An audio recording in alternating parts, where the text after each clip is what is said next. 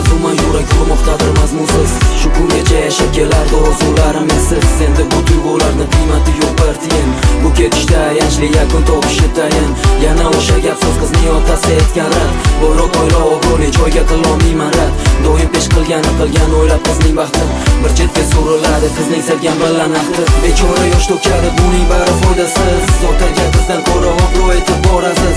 Nahotki farzandlik tuyg'ulariga befarq qarab, beso'roq hayotini misoli xuddi zaharlab, baxtli qilaman deb bir umr baxtsizlikka tirab, ota-onadan baxtli qilish emasmikan tanlab, o'rtada begunoh ikki yurak chekadi qayg'u. Nahotki shunchalar ham qadrsizmikan bu tuyg'u? Dalalım yaban çiçeğim, dalalım aşkım gerçeğim, dalalım tek sevdiceğim, dalalım ah yaralım. Dalalım yaban çiçeğim, dalalım aşkım gerçeğim, dalalım tek sevdiceğim, dalalım ah yaralım. Kamida 4 yil bir-biriga o'rgangan yuraklar, shuncha vaqt ichida paydo bo'lgan shirin tilaklar, kelajakda shirin hayot va doimo birga.